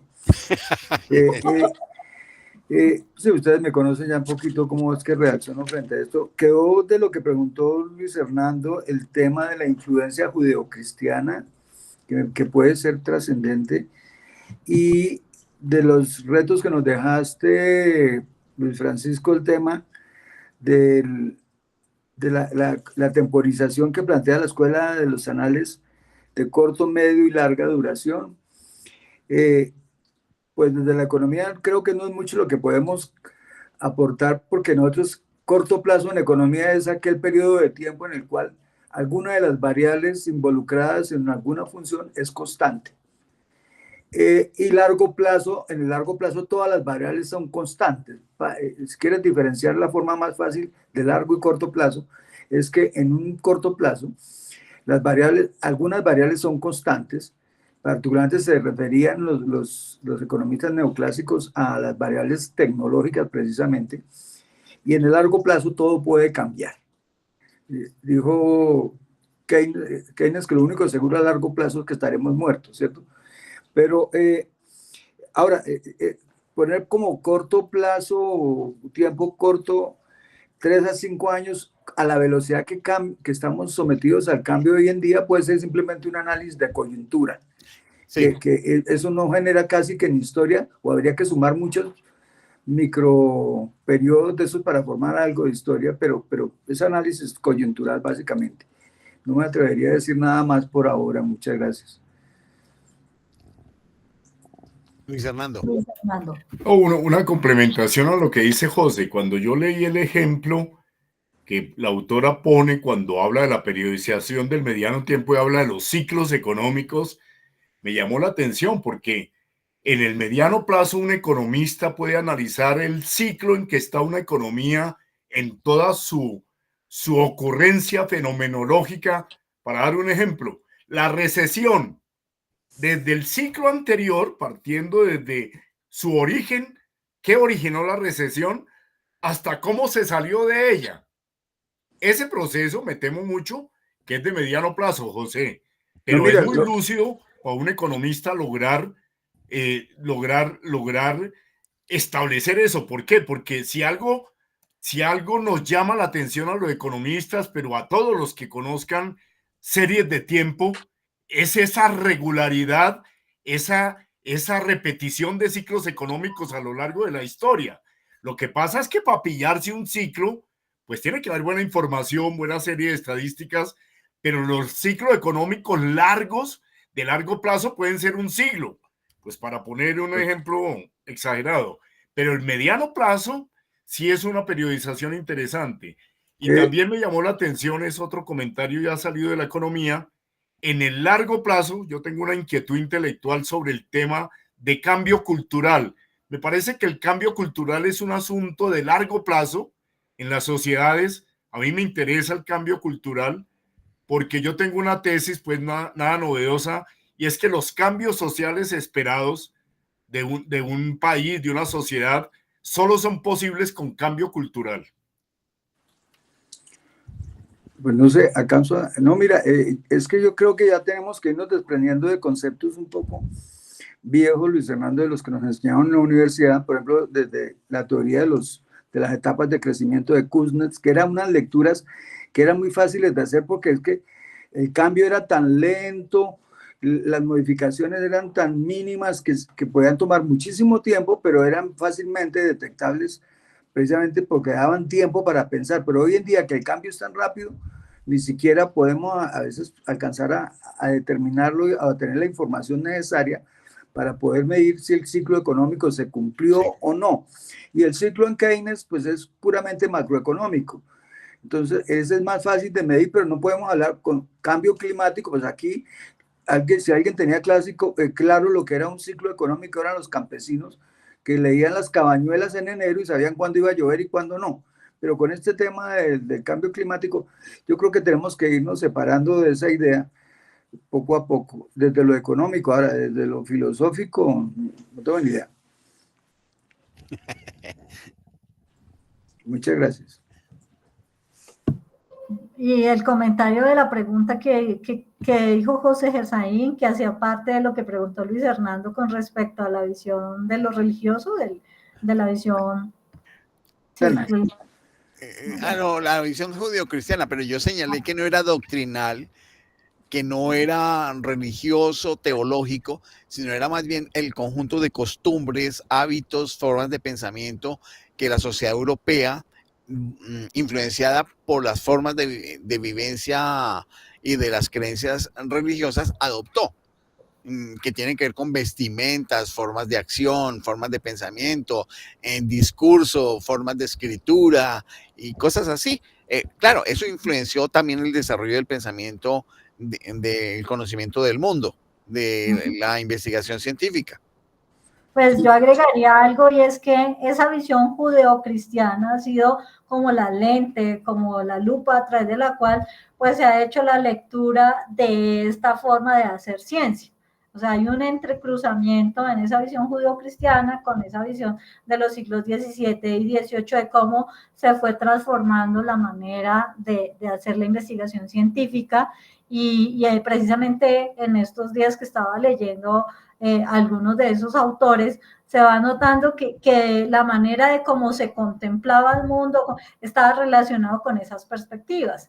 En el siglo XVII, siglo de Berkeley o el mismo, sí, cada uno de ellos. Galileo, por ejemplo, ¿te acuerdas de Galileo? Todo el problema que tuvo ahí para explicar lo suyo, la astucia de Descartes para plantear sus ideas, también ese tipo de cosas ahí influye, ¿no? Porque hay poderes y hay creencias que están ahí. Mira, hay también una línea de pensadores últimamente, de críticos, que han hecho mucho énfasis en el daño que el pensamiento monoteísta le hizo al desarrollo en general, el daño que le hizo al desarrollo del pensamiento y al desarrollo de la ciencia. Porque el politeísmo era mucho más admisible, más tolerante, era particular, no entraba en conflicto. El monoteísmo centralizó todo y empezó a castigar lo bueno, lo malo, etcétera. Y hablo de monoteísmo en el caso particular de judeocristiano, ¿cierto? Pero también cabría el islamismo, por ejemplo. Es un tema interesante. Sí, pero eso ha sido básicamente una barrera a las formas de pensar. Gracias. No sé si Armando... se retiró. Bueno, la idea era como para que todos pudiéramos, creo que con esta presentación y todo esto tan enriquecedor, muy chévere, muy interesante. Por mi parte, yo me siento hoy muy contenta de todo esto que se ha podido comentar, y me parece muy interesante la perspectiva que hoy Francisco me da para entender también otra manera de hacer unos giros con respecto a cómo ir planteando como unos matices para el trabajo de investigación. Si te queda algo para girar, me lo pones en mi cuenta corriente, por favor. Bueno. Ya sea mañana o pasado mañana, les estoy enviando el siguiente documento. Vamos a ver qué otra área científica podemos trabajar, y aquí vamos ganando todos porque vamos adquiriendo saberes de distintos ángulos. Bueno, entonces voy a parar la grabación. Un saludo para todas. Gracias, y para muy todos. Amable, que pasen buena noche. Lo mismo, hasta luego. Un saludo para todos, buenas noches, que estén bien. Chao, gracias hermano. Chao Camilo. Chao, chao. Chao.